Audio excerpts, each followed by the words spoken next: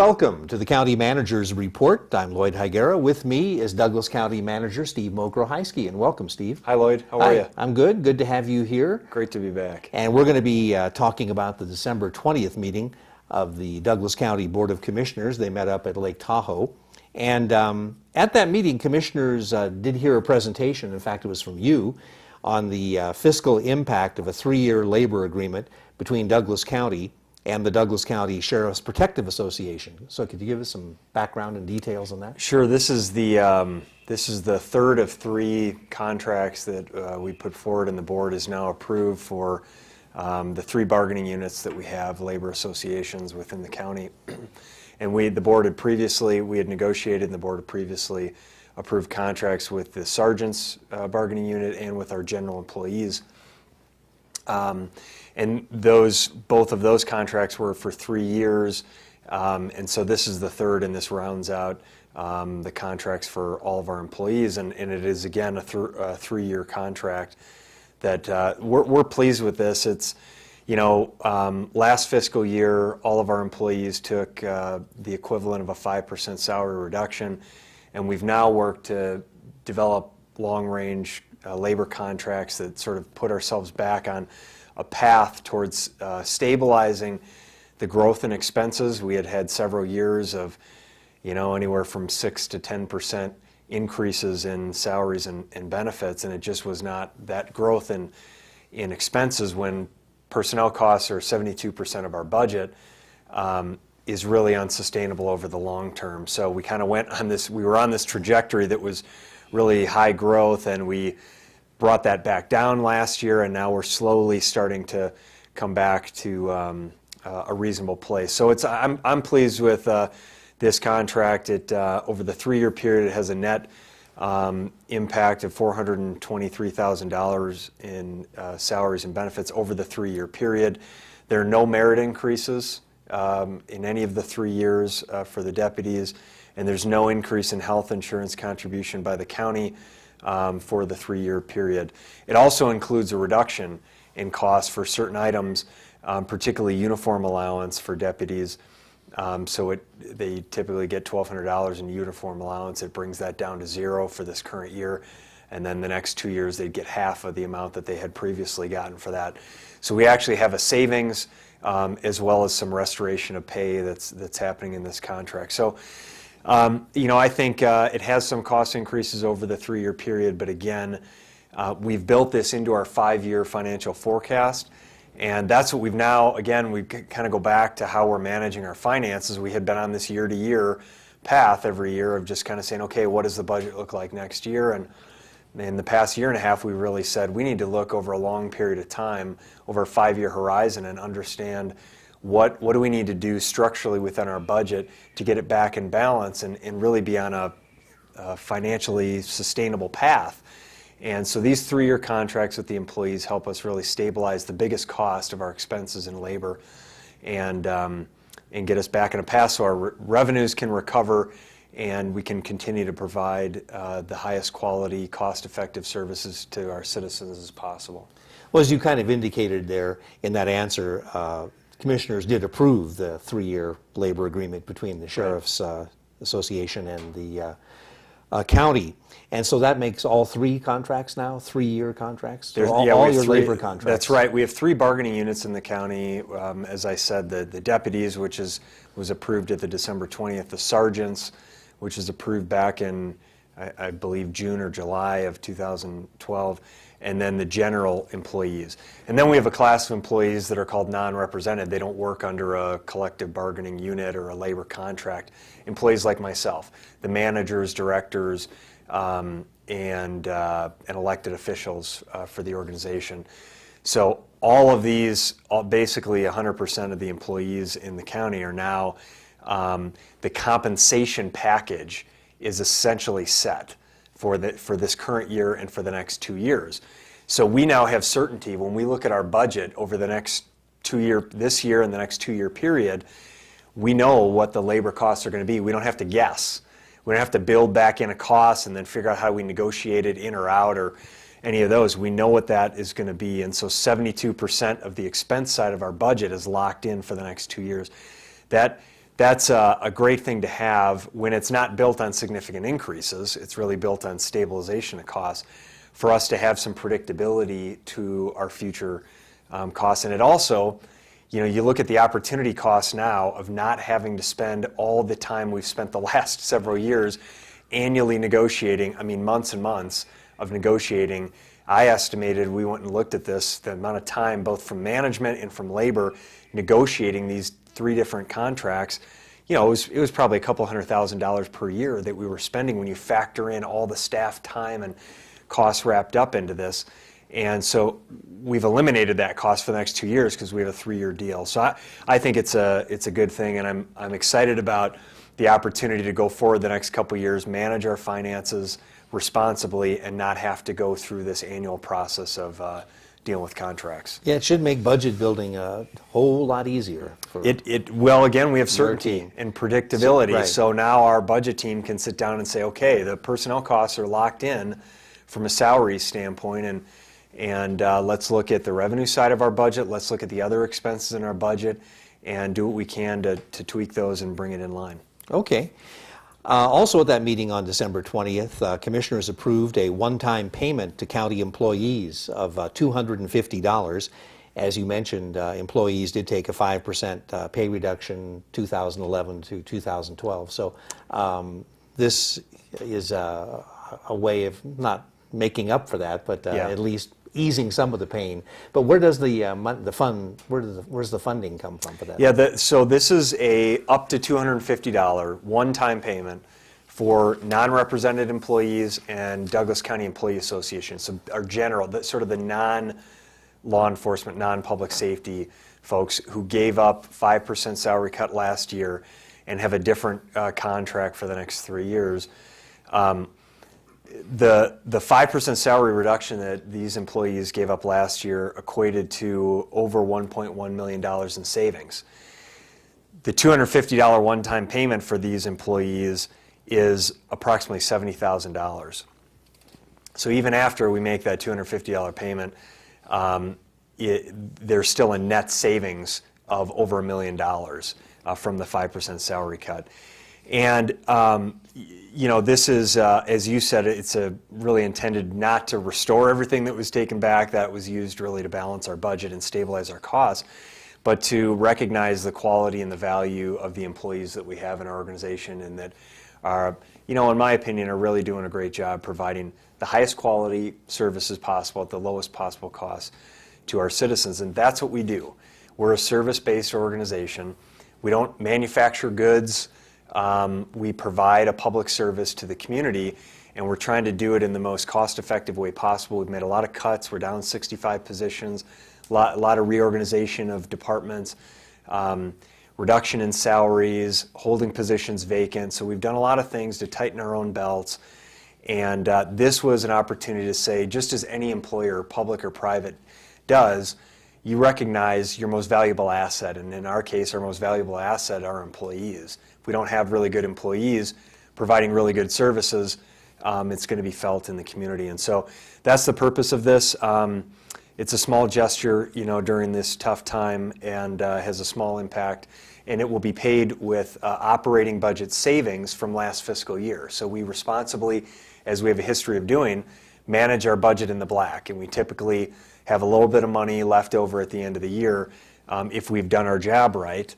And in this case, I think we had about 1% savings in our total general fund budget from last year that we're estimating. We're going to use that to pay a portion of that to pay this $70,000 total cost, $250 per employee. Well, it's a nice gesture, and I'm sure the employees will appreciate it. Yeah. Also approved by commissioners at their meeting was the audited financial statements for the fiscal year ending June 30th, 2012. And I imagine, again, Douglas County came out smelling like the proverbial rose again. Well, let's be careful now not to set the bar too high. But I will say, the future is now, Lloyd, because we're past December 21st, and so the Mayan calendar, I guess, that's right, has expired, and we're in the future, and we'll have to figure out now what we do going forward, but we can be happy about that. And Well, we're on our own now. The Mayans aren't guiding I guess us anymore. we can't follow the Mayan calendar. We'll have to continue with our own. But yes, the financial audit, and it is fair to say, and I think it's something that Douglas County as an organization and our residents, taxpayers should take pride in, that we have a public agency that is financially well managed. The tax dollars are being spent in a prudent manner. And this is highlighted, from our audit. Our assets exceed our liabilities by $237 million. We have a positive cash ratio of almost 4 to 1, which is an indicator of good liquidity. And so that strong cash ratio is a good thing. We have capital assets that increased $4.1 million, totaling $183 million. So capital assets are about 77% of our net assets. Our long-term debt outstanding decreased by $3 million, so that's a good thing, that our long-term debt we see is on a path to reduce, not to increase. Our assessed valuation decreased by 5.7% to $2.6 billion. So that's a challenge that we've talked about here, that for many years we had assessed values that were increasing as we had new construction and values increased, and then really since 2008 we've seen a significant decline in assessed values. So that's one of the spots that we're concerned about. We probably will see another year into fiscal year 13-14 where we'll have continued reduction in assessed values, not to the extent that we've seen it in the past, hopefully around 5% decreased assessed valuation, which hopefully is an indicator that in years after 13-14 we'll be back in a path towards stabilizing and increasing assessed values. But all these things are generally good indicators for our financial position as an organization. And low debt, good cash ratio, and generally a good sign. Well, Douglas County is in pretty good shape, actually, considering some of the other counties in the state of Nevada, and let's not even look at California. Right. Yeah, we don't even like to talk about California, but and we talked about this. Standard & Poor's, the rating agency, earlier this year gave Douglas County an A+ bond rating. It was a reflection of the quality of financial management that we have. They noted that our financial practices are well embedded and likely sustainable and strong. And so those are good things. So we feel good about that. Our job is to continue to improve it and do everything that we can, the assessed value, the extent to which we can control that. Our financial practices, making sure we have reserves in place, and we continue to low debt ratio and a good cash ratio. So we'll keep working on those things. Okay. Speaking of finances, commissioners also at their meeting approved reorganization of the county's financial division, and of course you're right in the middle of all that. So what's the reorganization all about? Yeah, this is a piece of an effort that we've been working on for really the past year and a half now in a number of departments, to recognize the fact we have less money than we had before to spend, declining revenues, our expenses are going up, yet the workload has not decreased. The demand for public services, if anything, has increased. And so we've pursued department reorganizations in various areas. So Christine Valetich, our Assistant County Manager, Chief Financial Officer, who has taken on really two roles, and that's been a consolidated function between those two positions. When I hired her about 9 months ago, charged her with putting together a reorganization of the finance division. I said, you need to be more effective at what you do in the finance division, spend less money, and have fewer positions. And so that was really easy for me to say. The job for her to actually make that happen was a little more challenging, but I'm pleased that we have a really responsible reorganization here, which saves taxpayers $106,000 in expenses. Wow. So we're reducing our costs by $106,000 a year from the current budget.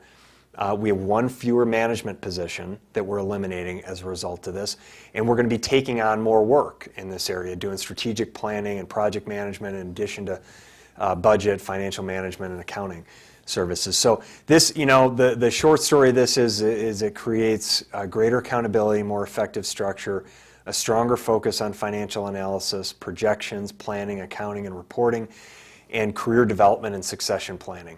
So We'll continue to do things like, in addition to putting our budget together and managing it responsibly, projecting over the long term what our financial position is, doing documents like our budget and brief that shows just really basic information for the public about how your tax dollars are being spent, implementing priority-based budgeting, pursuing A+ or better bond ratings from the rating agencies, and all those things. So I'm really pleased with the plan that they came up with. I think it's a great opportunity for us to continue to tighten our belts and still provide the highest quality services possible. Does anybody lose their job in that, or is it? No, there's, we're able to do this through restructuring and through vacant positions. Oh, okay. To save that, and we will, there will likely be some moving around and some opportunities for existing employees to move into other roles. There may be opportunities to bring new people on board into certain roles, but the net effect is, again, that we're going to reduce the costs that we have by over $100,000, and we have one fewer position. Great. Okay. Well, commissioners also at their meeting gave direction to county staff regarding draft economic development performance indicators. Now, this is something new, isn't it? It is, but it's again in line with what we've been pursuing in terms of providing more data to help decision makers in the thought process and how you evaluate and make good decisions, particularly at the policy level. And we've also gone through an effort. We've talked a lot here about our priority-based budgeting process. And we have a 20-year master plan, a 5-year capital improvement plan, a 3 to 5 year strategic plan, and an annual budget. But typically, all of these planning documents the process is done on their own and pursued independently. We're trying to bring all these planning efforts together in alignment.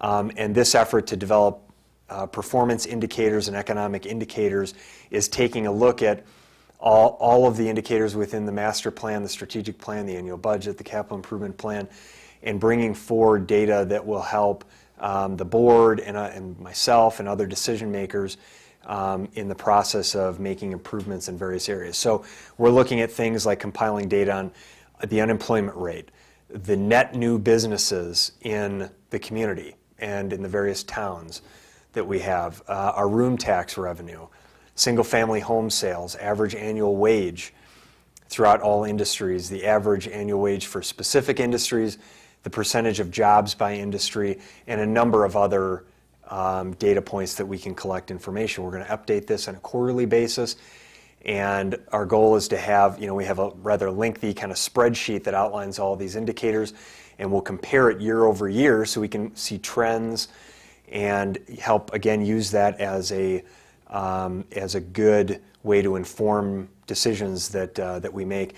And then we want to have kind of a dashboard that's a brief kind of one-page overview of all of these things that we can provide to the public and is easily understandable. So, continued effort to just keep improving in different areas where we can get information that will help inform our decisions better. Okay, sounds good.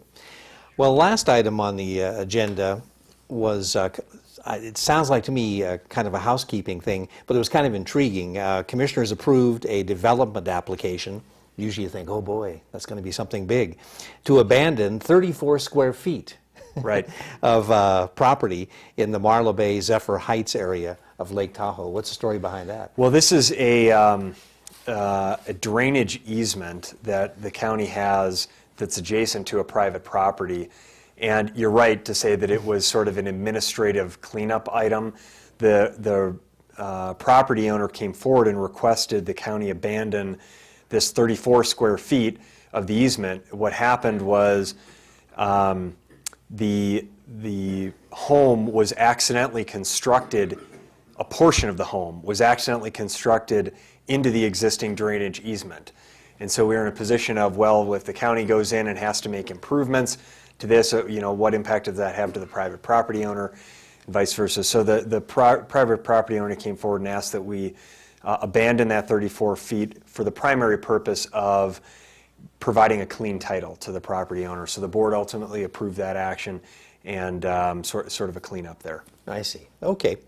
Well, that pretty much takes a look at the December 20th meeting of the Commissioners, meeting up at Tahoe.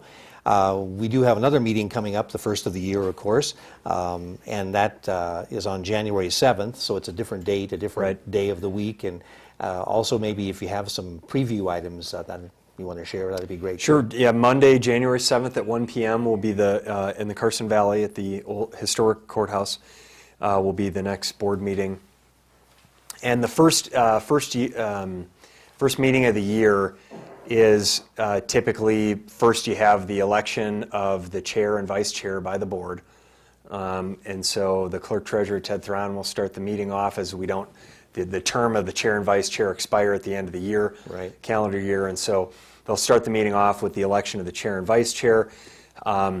And a number of other items then that we have, some ceremonial proclamations and anniversaries. Our elected constable, Paul Gilbert, is celebrating his 30th year of service to Douglas County, so that'll be a nice celebration. We have Radon Action Month that we're recognizing in January.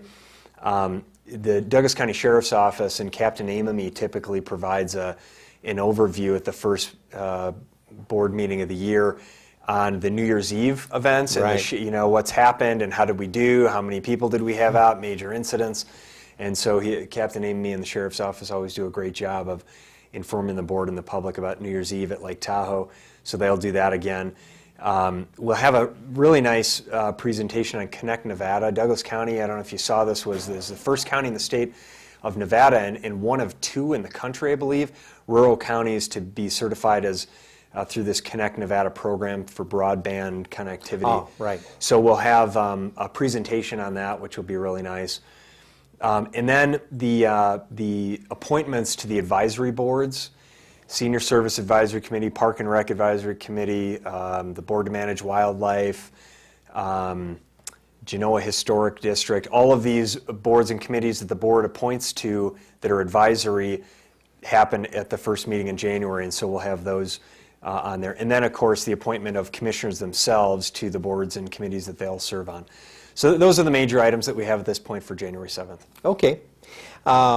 We have a little bit of time left over, so I think it might be a good time to give a big old plug to the website, because the website keeps growing and growing and growing, and local residents really can find an awful lot of information out about the county just by going to the website. So one thing that is very newsworthy is the News You Can Use feature you have on there. That's a monthly newsletter. And the December issue is out right now. It is, hot off the press. Hot off the press, and a lot of interesting topics in there. In fact, you have an interesting wrap-up of 2012. Yeah. And the highlights, of course, are budget, water, and community center. Right. Can you kind of recap that for us a little bit? Sure, yeah, and let's tease them a bit. So let's tell folks, you can go to douglascountynv.gov is our website, www.douglascountynv, as in Nevada.gov. And it is sort of a clearinghouse for information that we like to provide to residents. And so here's our newsletter.